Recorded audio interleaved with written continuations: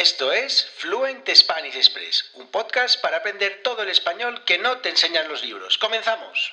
Muy buenos días, bienvenidos, bienvenidas a Fluent Spanish Express Podcast. Todos los días, de lunes a viernes, contenidos con consejos, con recursos y recomendaciones, como siempre digo, para llevar vuestro español al siguiente nivel. Hoy es miércoles 26 de octubre de 2022, episodio número 291 de Fluent Spanish Express Podcast. Yo hoy voy a hablaros de una expresión que en realidad, son dos, porque se puede decir de dos maneras diferentes. Os voy a hablar de su significado, de su origen y, pues una expresión que utilizamos los nativos españoles y que, pues os ayuden a ampliar un poquito más vuestro vocabulario. Pero antes de eso, como siempre, me presento. Quizás estáis aquí por primera vez y no sabéis quién carajo soy. Pues mi nombre es Diego Villanueva, profesor de español online y creador de esto que estáis escuchando, de Fluent Spanish Express. Y además también creador de la newsletter diaria de thespanishnewsletter.com, www.thespanishnewsletter.com, donde todos los días envío un email con contenidos para practicar vuestro español. Así que una buena combinación, 5 minutos de este podcast y 5 minutos de la newsletter. Pues un poquito de español todos los días nunca está de más. Dicho esto, también os recuerdo que si queréis, si os gusta este podcast, si os ayuda este podcast, si valoráis el trabajo que hago con este podcast, pues podéis invitarme a un café, podéis ir al enlace que está en las notas de este programa para invitarme a un café y que de esta manera, simplemente me ayudéis a seguir con este proyecto. Y también os recuerdo que esta semana estoy hablándoos de un podcast de Lourdes Soriano que se llama Emociones en Español, donde, a través de la voz de esta profesora, cuenta la historia de Santiago, un Erasmus en Granada, que va contando todas sus peripecias, sus divertidas peripecias, todo lo que le va ocurriendo, y además es muy interesante porque en cada episodio comparte un montón de expresiones con temáticas específicas, un montón. La verdad es que es otra buenísima práctica para ampliar el vocabulario y saber cuál es el vocabulario que utilizamos los nativos españoles en nuestro día a día. Así que Emociones en Español lo buscáis en vuestro podcatcher favorito, en Apple Podcast, en Spotify, en Spreaker, en donde os dé la gana. Está en todos lados. Así que podéis ir a escuchar ese podcast.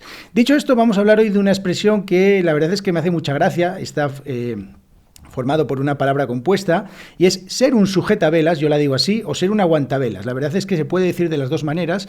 Yo personalmente, a mí personalmente me gusta más como sujetavelas, pero aguantavelas también está muy bien.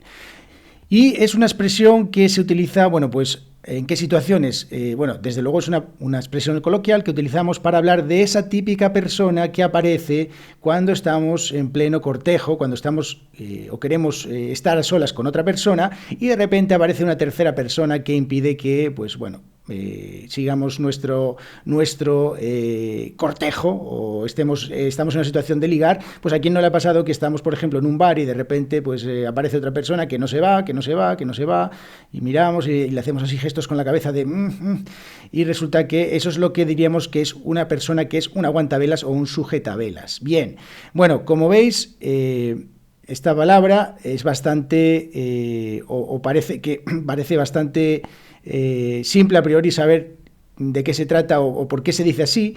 Hay dos posibles orígenes, o al menos yo conozco un par de orígenes, quizás hay alguno más, no lo sé, y es que en principio una de las explicaciones que tiene el origen de esta expresión de sujetavelas o de aguantavelas era que antiguamente, cuando no había los medios que había hoy en día, de que había luz en todos lados, normalmente cuando una persona estaba en pleno cortejo, cuando el novio, por ejemplo, iba a cortejar a la novia, había una persona que alumbraba con una vela para que, pudieran ver.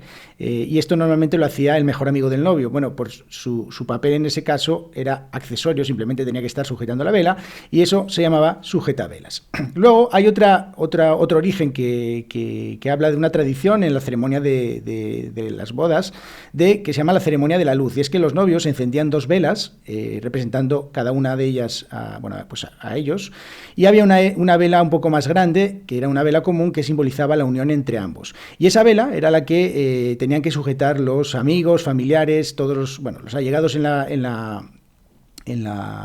la boda, y entonces, de ahí viene esa expresión de sujetavelas. Lo más interesante de esta expresión es que dependiendo un poco del lugar en el que estés, tiene diferentes, o se dice de diferentes maneras. Por ejemplo, en inglés que me corrija alguien si lo estoy diciendo mal, pues no se habla de sujetavela, sino que se habla de tercera rueda, third wheel. Bueno, luego también, por ejemplo, en Chile o Argentina se le llama violinista o tocar el violín, que esta me parece muy interesante, es como si hubiera una persona que está tocando el violín en esa situación. Y, por ejemplo, en italiano, reggere il moccolo, que es como pues ser el tercero en discordia, que también se llama carabina. Pero también es interesante destacar que no es lo mismo ser carabina que ser aguantavelas o sujetavelas. Aguantavelas o sujetavelas es la persona que sobra y carabina es una persona que está ahí con el único objetivo de que los novios no hagan nada que no sea apropiado. Así que espero que os haya gustado este episodio de hoy. Os recuerdo que si os ha gustado podéis invitarme a un café. Os dejo el enlace en las notas del programa. Espero que tengáis muy buen miércoles y nos vemos en el episodio de mañana. Adiós.